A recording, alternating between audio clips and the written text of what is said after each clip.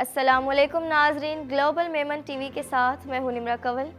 سب سے پہلے شامل کرتے ہیں نیوز ہیڈ لائنز۔ وزیر اعظم نے پی آئی اے کی نجکاری کے لیے حتمی شیڈول طلب کر لیا۔ وزیر اعظم نے کہا ہے، ہمارے پاس ضائع کرنے کے لیے مزید ایک لمحہ بھی نہیں، سستی اور لاپرواہی برداشت نہیں کی جائے گی۔ اعلامیہ کور کمانڈرز کانفرنس کی تائید کرتا ہوں، 9 مئی ملزمان کو سزا دی جائے۔ عمران خان کا کہنا ہے کہ پی ٹی آئی کو مخصوص نشستیں نہ دیے جانا غیر آئینی عمل ہے۔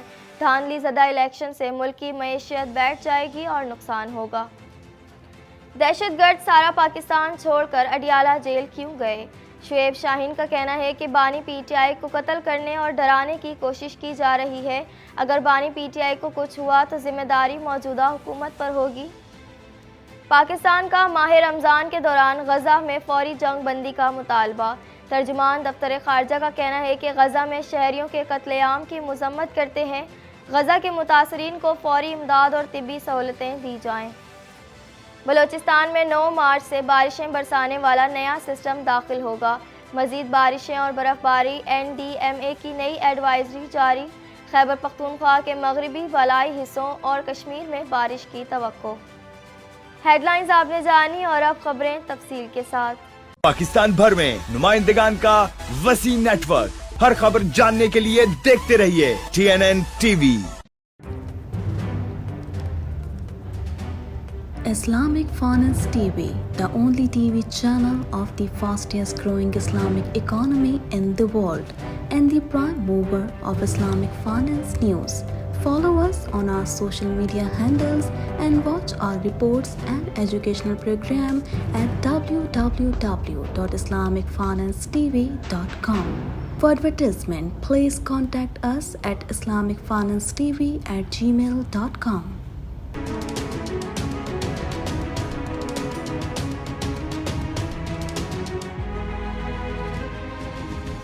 وزیر اعظم شہباز شریف نے قومی ایئر لائن پی آئی اے کی نجکاری پر عمل درآمد کے لیے حتمی شیڈول طلب کر لیا۔ مزید تفصیلات اس رپورٹ میں۔ وزیر اعظم شہباز شریف نے قومی ایئر لائن کی نجکاری پر عمل درآمد کے لیے حتمی شیڈول طلب کر لیا، جبکہ وزیر اعظم نے ٹیکس وصولیوں اور ریونیو سے متعلق عدالتوں میں زیر التوا مقدمات اور قانونی تنازعات کے حل کے لیے وزارت قانون سے سفارشات طلب کر لیں۔ وزیر اعظم شہباز شریف نے کہا ہے کہ سستی اور لاپرواہی برداشت نہیں کی جائے گی، شفافیت کو 100% یقینی بنایا جائے۔ وزیر اعظم نے کہا کہ ہمارے پاس ضائع کرنے کے لیے مزید ایک لمحہ بھی نہیں، اصلاحات پر عمل درآمد سے ہی 6 سے 7% شرح ترقی کا حصول ممکن ہو سکتا ہے۔ ہمیں اپنے ریونیو اور ٹیکس کے نظام کو جدید بنانے کے لیے سرمایہ کاری کرنا ہوگی۔ شہباز شریف نے FBR کی آٹومیشن کے نظام کے مجوزہ روڈ میپ کی اصولی منظوری دیتے ہوئے ہدایت کی کہ وقت کے واضح تعین کے ساتھ عمل درآمد کیا جائے۔ شہباز شریف نے ہدایت کی کہ قانونی تنازعات حل کر کے قومی خزانے کو 1.7 ٹریلین روپے کی فراہمی کے راستے میں حائل رکاوٹیں دور کی جائیں۔ شہباز شریف نے کہا کہ مراعات پر مبنی ٹیکس نظام لانا چاہتے ہیں، ٹیکس کا بوجھ کم کرنے کی پوری خواہش ہے، عوام کی ترقی اور سماجی خدمت میں کاروباری برادری کو بھی اپنا کردار ادا کر کے مدد کرنا ہوگی۔ انہوں نے کہا کہ دنیا میں سکہ بند نظام آ چکے ہیں جنہیں اپنا کر ہم بہتری لا سکتے ہیں۔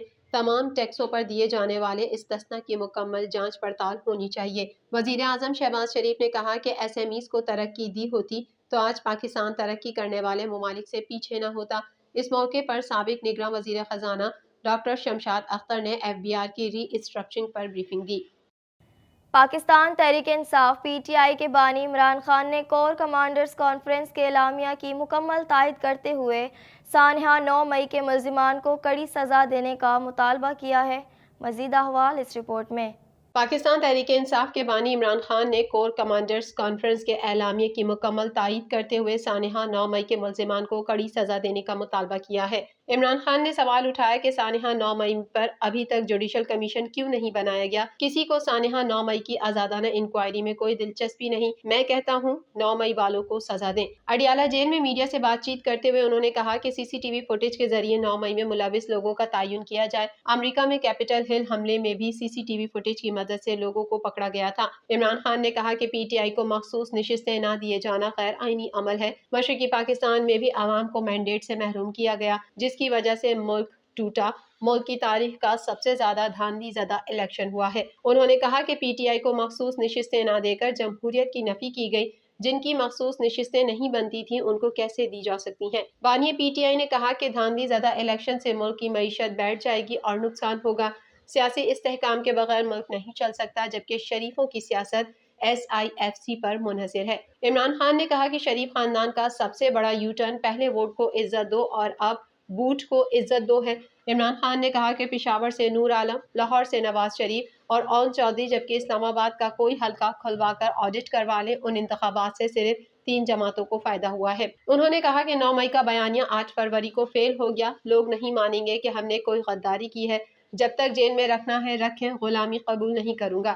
رجیم چینج کے بعد معیشت کا بیڑا غرق ہو گیا۔ بانی پی ٹی آئی نے کہا کہ ملک کے لیے کہا تھا کہ مستحکم حکومت آنی چاہیے۔ IMF سے ملاقات میں کہا تھا کہ سیاسی استحکام کے بغیر معیشت بہتر نہیں ہو سکتی اور یہ شفاف انتخابات سے ہی ممکن ہے۔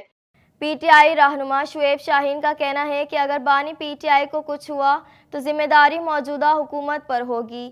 بانی پی ٹی آئی کو قتل کرنے اور ڈرانے کی کوشش کی جا رہی ہے، مزید جانیں گے اس رپورٹ میں۔ پی ٹی آئی رہنما شعیب شاہین کا کہنا ہے کہ اگر بانی پی ٹی آئی کو کچھ ہوا تو ذمہ داری موجودہ حکومت پر ہوگی۔ بانی پی ٹی آئی کو قتل کرنے اور ڈرانے کی کوشش کی جا رہی ہے۔ دہشت گرد سارا پاکستان چھوڑ کر اڈیالہ جیل کیوں گئے، یہ سوالیہ نشان ہے۔ اسلام آباد میں الیکشن کمیشن کے باہر گفتگو کرتے ہوئے پی ٹی آئی رہنما شعیب شاہین نے کہا کہ 2 دن پہلے الیکشن کمیشن نے فارم 45 لوڈ کیے، اب حال یہ ہے کہ فارم 45 والی ویب سائٹ ہی نہیں کھل رہی۔ لوڈ کیے گئے فارمز میں کمال کی چوری کی گئی۔ ان کا کہنا ہے کہ اپلوڈ کیے گئے فارم 45 میں انتہا کی ٹیمپرنگ کی گئی۔ ٹیمپرنگ کے بعد میرے ووٹ کم کر کے مجھے ہرا دیا گیا۔ ٹیمپرنگ کے بعد کچھ پولنگ اسٹیشن میں ووٹ کی شرح 99.99% کر دی گئی، جو بظاہر ناممکن ہے۔ شعیب شاہین نے کہا کہ میرے ایک پولنگ اسٹیشن میں میرے مخالف کے ووٹوں کو 168 کو 468 کر دیا گیا۔ الیکشن کمیشن کی اس ٹیمپرنگ پر کیس کریں گے، یہ جیل میں بھی جائیں گے اور نوکری سے بھی فارغ ہوں گے۔ پی ٹی آئی رہنما نے کہا کہ ہم اس حوالے سے جلد ایک وائٹ پیپر جاری کرنے والے ہیں۔ ہمارے جماعت اسلامی، TLP اور مصطفیٰ نواز کھوکھر کے پاس ایک جیسے فارم 45 ہیں، جبکہ طارق چودھری کے پاس کچھ اور فارم 45 ہیں۔ ہم پرچہ کر کے ریٹرننگ افسر کو فارغ کروائیں گے۔ ان کا مزید کہنا ہے کہ یہ IMF سے قرضہ لیں گے، پھر یہ اشرافیہ اسے کھا جائے گی اور عوام قرضہ پورا کریں گے۔ پی ٹی آئی رہنما شعیب شاہین کا یہ بھی کہنا ہے کہ عدلیہ کو چاہیے کہ وہ ان ڈاکوؤں اور اشرافیہ کو روکیں۔ واضح کر دوں کہ ڈاکوؤں سے کوئی بات نہیں ہوگی۔ ترجمان دفتر خارجہ کا کہنا تھا کہ غزہ میں انسانی حقوق کی سنگین خلاف ورزیاں ہو رہی ہیں۔ ہم غزہ میں ماہ سیام کے دوران فوری جنگ بندی کا مطالبہ کرتے ہیں، مزید جانیں گے اس رپورٹ میں۔ پاکستان نے ماہ رمضان کے دوران غزہ میں فوری جنگ بندی کا مطالبہ کر دیا۔ ترجمان دفتر خارجہ کا کہنا تھا کہ غزہ میں انسانی حقوق کی سنگین خلاف ورزیاں ہو رہی ہیں، ہم غزہ میں ماہ سیام کے دوران فوری جنگ بندی کا مطالبہ کرتے ہیں۔ انہوں نے کہا کہ رمضان کی آمد پر فلسطینیوں پر پابندیوں کے خاتمے کے حامی ہیں۔ فلسطینیوں کو مسجد اقصیٰ میں عبادت کی اجازت دی جائے۔ اسلام آباد میں ہفتہ وار پریس بریفنگ کے دوران ترجمان دفتر خارجہ ممتاز زہرا بلوچ نے کہا کہ غزہ میں شہریوں کے قتل عام کی شدید مذمت کرتے ہیں۔ غزہ کے متاثرین کو فوری امداد اور طبی سہولتیں دی جائیں۔ دفتر خارجہ کی ترجمان نے کہا کہ تنزانیہ پاکستان کا اہم تجارتی شراکت دار ہے۔ پاکستان اور یورپی یونین کے درمیان سیاسی مذاکرات کا نواں دور اسلام آباد میں ہوا۔ پاکستان اور یورپی یونین کے تعلقات سمیت مختلف شعبوں کے تمام پہلوؤں کا احاطہ کیا گیا۔ ان کا کہنا ہے کہ پاکستان جدہ میں وزرائے خارجہ کونسل کے اجلاس کا خیر مقدم کرتا ہے۔ اجلاس میں فلسطین میں جنگ بندی کا مطالبہ کیا گیا۔ فلسطینی عوام کو حق ہے کہ وہ اپنی جگہ پر رہیں۔ ممتاز زہرا بلوچ نے یہ بھی کہا کہ امریکہ کی طرف سے گرفتار کیے گئے پاکستانیوں کی شہریت کی تصدیق کے منتظر ہیں۔ صومالیہ اور ایتھوپیا کے درمیان تنازع کو دیکھ رہے ہیں۔ ریاستیں UN چارٹر کے تحت ایک دوسرے کی علاقائی حدود کا احترام کریں۔ ترجمان دفتر خارجہ نے مزید کہا ہے کہ عالمی برادری مقبوضہ کشمیر میں جاری مظالم کا نوٹس لے، اقوام متحدہ کی قراردادوں کے مطابق مسئلہ کشمیر حل کیا جائے۔ پاکستان کشمیریوں کی حق خود ارادیت کے لیے جاری جدوجہد کی حمایت کرتا ہے۔ تنزانیہ پاکستان کا اہم تجارتی شراکت دار ہے۔ واضح رہے کہ غزہ میں اسرائیلی فوج کی سفاکیت کے نتیجے میں 7 اکتوبر سے اب تک 30,717 فلسطینی شہید اور 72,156 زخمی ہو چکے ہیں۔ National disaster management authority NDMA نے ملک کے 10 سے 12 مارچ تک مزید بارشوں سے متعلق ایڈوائزری جاری کر دی ہے، مزید جانیں گے اس رپورٹ میں۔ نیشنل ڈیزاسٹر مینجمنٹ اتھارٹی نے ملک میں 10 سے 12 مارچ تک مزید بارشوں سے متعلق ایڈوائزری جاری کر دی ہے۔ NDMA کے مطابق خیبر پختونخوا کے مغربی بالائی حصوں اور کشمیر میں بارش کی توقع ہے۔ بالائی خیبر پختونخوا، مری، گلیاد، کشمیر، GB میں لینڈ سلائیڈنگ ہو سکتی ہے۔ خیبر پختونخوا کے شمالی حصوں شانگلہ، مالم جبہ، دیر اور چترال میں برف باری کا امکان ہے۔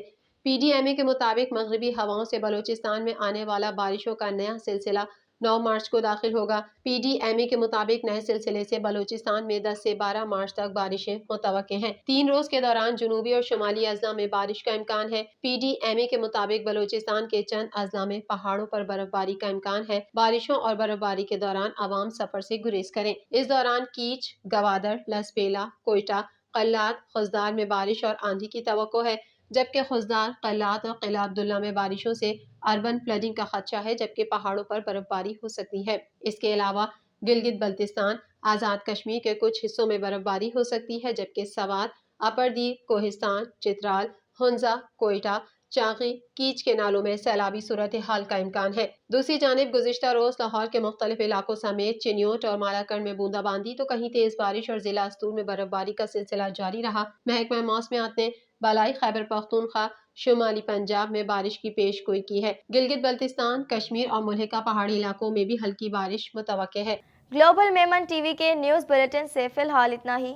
اپنی میزبان نمرہ کنول کو دیجیے اجازت۔ اللہ حافظ۔